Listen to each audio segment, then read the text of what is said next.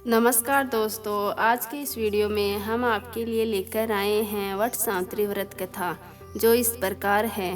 प्रसिद्ध तत्व है, ज्ञानी अश्वपति भद्र देश के राजा थे। उनको कोई संतान सुख नहीं प्राप्त था। इसके लिए उन्होंने 18 वर्ष तक कठोर तपस्या की, जिसके उपरांत सावित्री देवी ने कन्या प्राप्ति का वरदान दिया।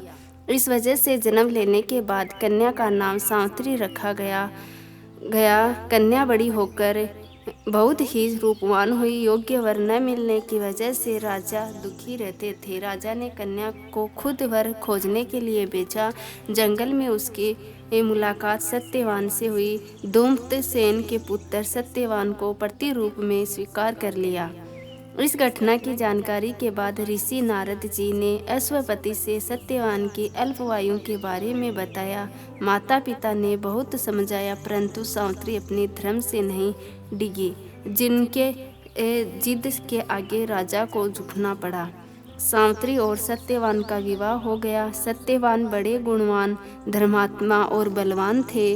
वे अपने माता पिता का पूरा ख्याल रखते थे। सावित्री राजमहल छोड़कर जंगल की कुटिया में आ गई थी। उन्होंने वस्त्र आभूषणों का त्याग कर अपने अंधे सास ससुर की सेवा करती रहती थी। सत्यवान की मृत्यु का दिन निकट आ गया। नारद ने सावित्री को पहले ही सत्यवान की मृत्यु के दिन के बारे में बता दिया था। समय से नजदीक आने से सावित्री अधीर होने लगी। उन्होंने 3 दिन पहले से ही उपवास शुरू कर दिया। नारद मुनि के कहने पर पितरों का पूजन किया। प्रत्येक दिन की तरह सत्यवान भोजन बनाने के लिए जंगल में लकड़ियां काटने जाने लगे, तो सावित्री उनके साथ गई। वह सत्यवान के महाप्रयाग का दिन था। सत्यवान लकड़ी काटने पेड़ पर चढ़े, लेकिन सिर चकराने की वजह से नीचे उतर गए। सावित्री पति का सिर अपनी गोद में रखकर उन्होंने सहलाने लगी। तभी यमराज आते दिखे, जो सत्यवान के प्राण लेकर जाने लगे। सावित्री भी यमराज के पीछे पीछे जाने लगी। उन्होंने बहुत मना किया, परंतु सावित्री ने कहा, जहाँ मेरे पति देव जाते हैं वहाँ मुझे जाना ही चाहिए। बार बार मना करने के बाद भी सावित्री पीछे पीछे चलती रही।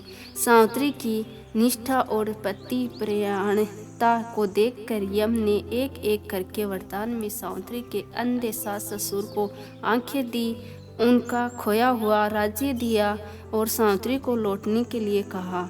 वह लौटती कैसे? सावित्री के प्राण तो यमराज लिए जा रहे थे। यमराज ने फिर कहा कि सत्यवान को छोड़कर चाहे जो मांगना चाहे मांग सकती हो। इस पर सावित्री ने 100 संतानों और सौभाग्यवती का वरदान मांगा। यम ने बिना विचारे प्रसन्न होकर तथास्तु बोल दिया। वचनबद्ध यमराज आगे बढ़ने लगे। सावित्री ने कहा कि प्रभु, मैं एक पतिव्रता पत्नी हूँ और आपने मुझे पुत्रवती होने का आशीर्वाद दिया है। यह सुनकर यमराज को सत्यवान के प्राण छोड़ने पड़े। सावित्री उसी वट वृक्ष के पास आ गई, जहाँ उसके पति का मृत शरीर पड़ा था। सत्यवान जीवित हो गए। माता पिता को दिव्य ज्योति प्राप्त हो गई और उनका राज्य भी वापस मिल गया।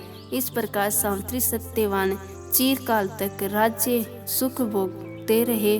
अतः पतिव्रता सावित्री की तरह ही अपने सास ससुर का उचित पूजन करने के साथ ही अन्य विधियों को प्रारंभ करें।